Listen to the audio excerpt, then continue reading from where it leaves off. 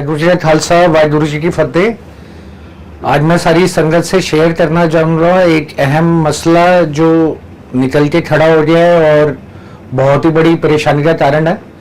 अभी जैसे आपने देखा होगा पिछले कुछ दिनों के अंदर दिल्ली के अंदर प्रेस कॉन्फ्रेंसेस करी जा रही हैं। स्कूलों ਨੂੰ ਜਿਹੜਾ ਕੋਰਟ ਨੇ ਡੀਕ ਰੈਕਗਨਾਈਜ਼ ਕਰਨ ਦੀ ਗੱਲ ਕੀਤੀ ਆ। ਅਸੀਂ ਅੱਜ ਹਾਈ ਕੋਰਟ ਦਾ ਫੈਸਲਾ ਤੁਹਾਨੂੰ ਦੱਸਣ ਆਏ ਹਾਂ। हाई कोर्ट ने फैसला करता है कि ये स्कूल या डी रिकगनाइज कर देते जान या इन्हों के उत्ते एडमिनिस्ट्रेटर बना देते जान। मनु इतनी नामोशी हुई है कि जज साहब आखते ने कि तुसी टेक ओवर करो और डायरेक्टर की कह रहे हैं वो कहता है जी कि मैं टेक ओवर नहीं कर सकता मिनोरिटी स्कूल ने। वो फिर आखता है कि टेक ओवर नहीं कर सकता तो और की कर सकता है, कहता एडमिनिस्ट्रेटर ला सकता, कहता वो ला दे। ਉਹਦੇ ਬਾਅਦ ਡਾਇਰੈਕਟਰ ਆਖਦਾ ਜੱਜ ਸਾਹਿਬ ਕਿ ਇਹਨਾਂ ਦੀ ਐਫੀਲੀਏਸ਼ਨ ਕੈਂਸਲ ਕਰ ਸਕਦਾ, ਕਹਿੰਦਾ मैं कर सकता, कहते सारे स्कूलों की एफिलिएशन कैंसिल कर दी। जहां पर बताया जा रहा है कि ऑनरेबल हाई कोर्ट ने एक जारी किया है एक फरमान जिसके अंदर कुछ इंफॉर्मेशन मांगी गई है, दस्तावेज मांगे गए हैं, एफिडेविट मांगे गए हैं गुरु हरकिशन पब्लिक स्कूलों से रिलेटेड, और उसके अंदर अभी काफी सफाई और डिटेलिंग पब्लिक में आनी जरूर बाकी है। बट फिर जो इम्पोर्टेंट पॉइंट उसके अंदर है वो ये है कि बड़े सारी परेशानियों से गुरु हरकिशन पब्लिक स्कूल गुजर रहे हैं कई सालों से, जहां पर एक तरफ क्वालिटी ऑफ एजुकेशन को लेके सवाल उठते रहे हैं, कई तरफ इंफ्रास्ट्रक्चर को उसके सवाल उठाते रहे हैं कि भाई किस तरीके के इंफ्रास्ट्रक्चर यहाँ पर अवेलेबल हैं।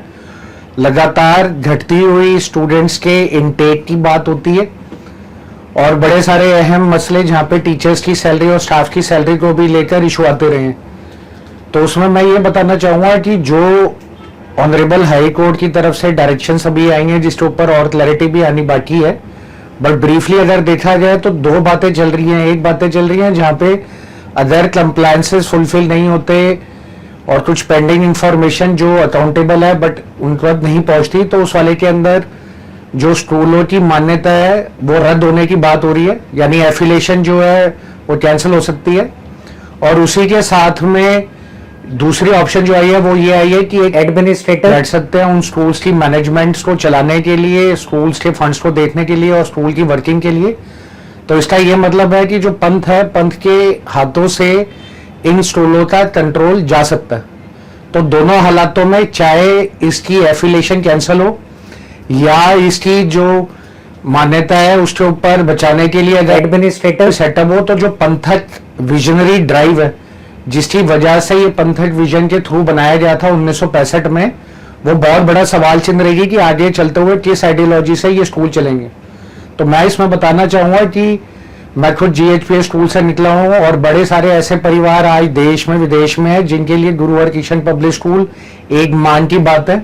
हर कौम के लिए उसके एजुकेशनल इंस्टीट्यूट्स बहुत फख्र की मान होते हैं जहां पर उनको एक तरफ अपने धर्म के बारे में भी बताया जाता है, प्लस पहली बार ऐसा हुआ था जहां पे इंग्लिश मीडियम और बहुत बढ़िया इंफ्रास्ट्रक्चर बनाया गया था। कारण कई निकल के आए हैं कंसर्न्स के, चैलेंजेस के, जो over a period of time बढ़ते गए हैं और आज ये क्रिटिकल सिचुएशन में आ गए। बट सवाल यह है कि चाहे जो मर्जी चैलेंजेस हो, हर सिख को और पंजाबी को मान है गुरु हरकिशन पब्लिक स्कूल्स के ऊपर। हम लोगों ने जब ये देखा है कि बड़े सारी जगहों पे पंजाबी एंड सिख फैमिलीज के भी कई जगहों पे बच्चे कॉन्वेंट स्कूल्स में पढ़ते हैं या प्राइवेट स्कूल्स में पढ़ते हैं but Guru Harkishan public school में नहीं पढ़ते हैं, तो खालसा एजुकेशन सिस्टम और गुरु हरकिशन पब्लिक स्कूल जो नींव रखी गई थी 1965 में कि एक बहुत बढ़िया इंफ्रास्ट्रक्चर बनाया जाए, अच्छी अच्छी लोकेशंस पे स्कूल्स खोले जाएं, प्राइम लोकेशंस पे, साथ में इंग्लिश मीडियम उनको एजुकेशन भी मिले, up to date teaching methodologies भी हो, रिजल्ट्स अच्छे हैं, कॉम्पिटिटिव हो और साथ ही में वहां पे बच्चे अपने गुरु का इतिहास और अपने गुरु घर से जुड़े रहें। तो उस नींव से और उस सोच से ये जो स्कूल बनाए गए थे इनको देखने के लिए कि पिछले अगर 1965 में बने और आज हम 2023 में लगभग 60 साल की बात हो रही है, ये करीबन 6 डिकेड्स की, तो क्या रहा है सफर इन स्कूलों का।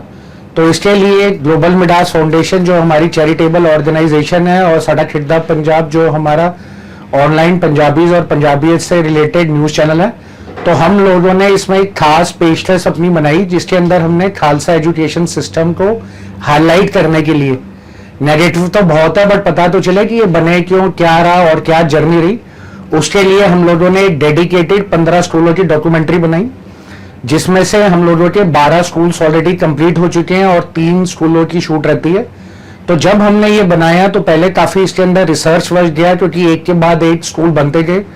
उसके बाद हमने देखा कि जब से वो स्कूल्स का नींव रखी गई, किस तरीके की आज उसकी लीडरशिप है, यानी जो विजन ड्राइव करती है मैनेजमेंट की, चेयरमैन से हम मिले, उनके बारे में जाना, उनका बैकग्राउंड जाना, साथ में प्रिंसिपल से मिले, उनका एक्सपीरियंस जाना, कितने सालों से वो उन स्कूलों में अपनी सेवाएं दे रही हैं। हेड ऑफ द डिपार्टमेंट से मिले, चाहे वहां पे वो लैब फैसिलिटीज के हेड थे या वहां पे कोई कंप्यूटर लैब थी उनके हेड थे, लाइब्रेरियंस थे उनके हेड थे, स्पोर्ट्स थे उनके हेड थे।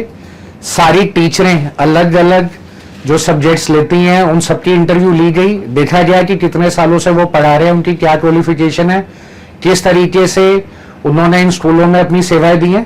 प्लस जो बच्चे आज वहां पर पढ़ रहे हैं उन बच्चों से पूछा गया कि भाई अगर आप आज इन स्कूलों में पढ़ रहे हो तो आपको क्या डिफरेंस लगता है कॉन्वेंट एजुकेशन से या जो प्राइवेट स्कूल चलते हैं उससे।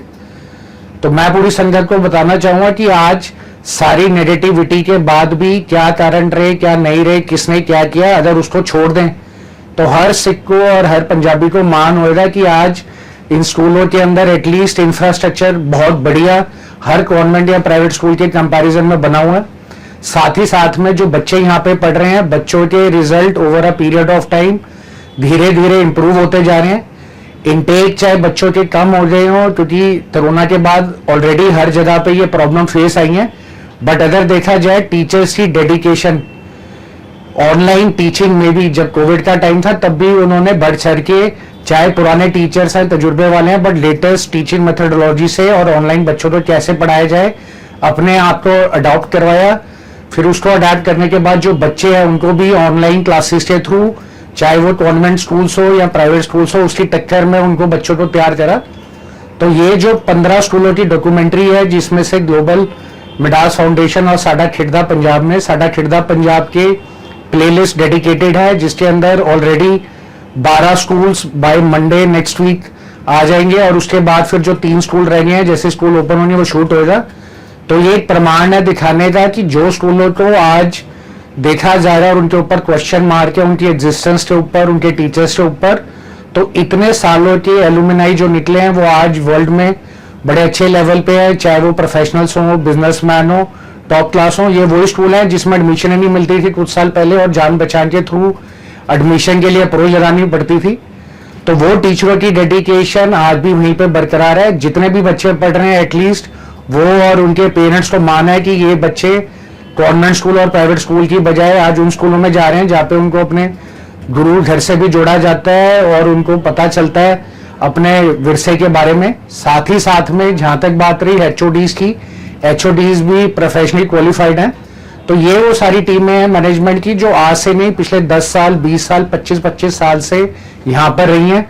अगर ट्रैक रिकॉर्ड देखा जाए पिछले 60 साल में, तो उसके अंदर जो यहाँ से head of the department retire हुए, प्रिंसिपल्स रिटायर हुए, टीचर्स रिटायर्ड हुए, वो सारी education wise, professional wise top class थे। टॉप क्लास उन लोगों ने अपनी सेवा दी है और अपने स्कूलों को और इंस्टीट्यूशंस को बनाया। तो मैं पूरी संगत से देश में विदेश में एक अवेयरनेस की तरीके से रिक्वेस्ट करता हूं कि ये जो मसला है ये सिर्फ पॉलिटिकल या रिलीजियस लीडरशिप्स या कमिटीज के अलावा हर उच्च सिख और पंजाबी से रिलेटेड मसला है, जिसको मान है अपने स्कूलों पे, अपने खालसा एजुकेशन सिस्टम पे।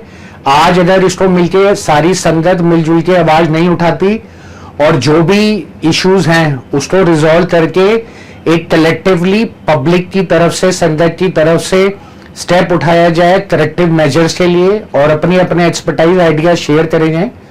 और साथ ही साथ में जो ऑनरेबल हाई कोर्ट का ये ऑर्डर आया है जहां पर इनकी एफिलिएशन कैंसिल करने की बात हो रही है या यहाँ एडमिनिस्ट्रेटर बैठा के कंट्रोल मैनेजमेंट का उनको देने की बात हो रही है, तो कलेक्टिवली संगत के हिसाब से इस मैटर को टेकअप करें। तो चाहे उसमें लीगल प्रोफेशनल्स लगे, चाहे उसमें दिल्ली गुरुद्वारा कमेटी इन्वॉल्व हो, चाहे उसके अंदर जितने भी पंथक हमारे रिलीजियस या पॉलिटिकल लीडर हैं, सबको एकजुट होकर एक मते के तहत इस एजेंडा को कि अपनी कौम की पहचान हमारे जीएचपी स्कूल में रहनी चाहिए।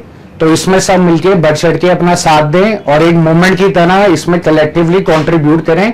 चुप रह के देखे ना, कल को ऐसा ना हो कि आने वाले सालों में कभी कोई पूछेगा कि हम लोगों का विरसा या हम लोगों की खालसा एजुकेशन सिस्टम होता था, उसकी कोई नींव थी, उसकी कोई पहचान थी, तो कोई पहचान ही हमारे पास ना मिले।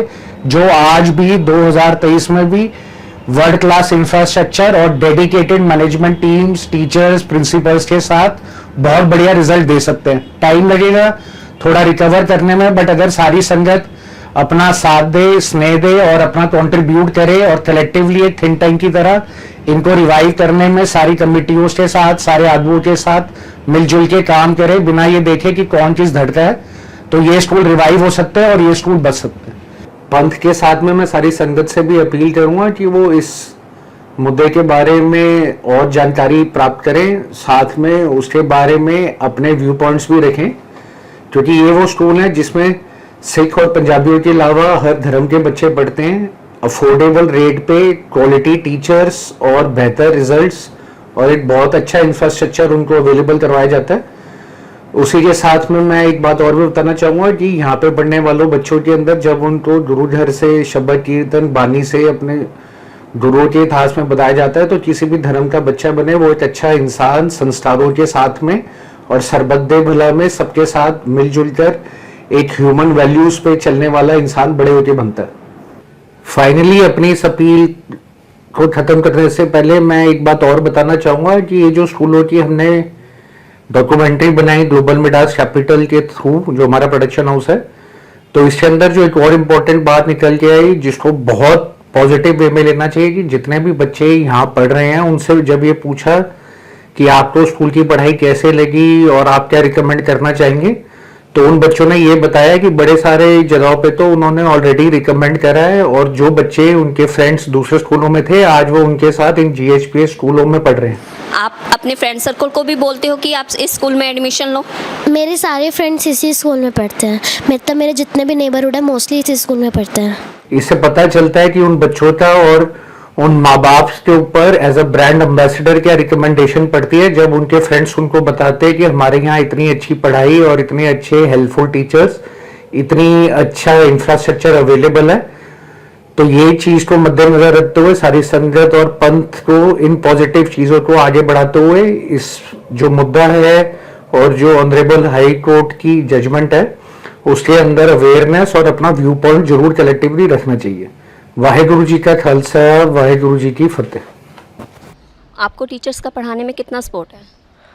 टीचर्स काफ़ी अच्छा पढ़ा रहे हैं और बच्चों के साथ काफ़ी कोऑपरेटिव है। और आपको क्या फैसिलिटी दी जा रही है स्कूल में? करिकुलर एक्टिविटीज़ होती है like dance, yoga, music etcetera, और गेम्स में भी हमें हर चीज़ में पार्टिसिपेट करवाते हैं। लाइक बहुत सारे गेम्स होते हैं, फुटबॉल, बास्केटबॉल, उन सब के कॉम्पिटिशन्स में। मैम नहीं, मैम कभी डांटती नहीं है आपको। अगर क्वेश्चन समझ में नहीं आया वो नए तरीके से समझाएंगी आपको, पर आपको क्लियर कर देंगी। Ma'am, we have a large playground and assembly ground. We have a campus which contains primary wing, middle wing and higher wing, senior wing, and we have a computer lab, library, science lab and etc. Activity करवाई जाती है school? Yes ma'am, कदे cooking विच और art classes, painting and music भी है। Music च की सीखते हो? शब्द कीर्तन, गुरबाणी।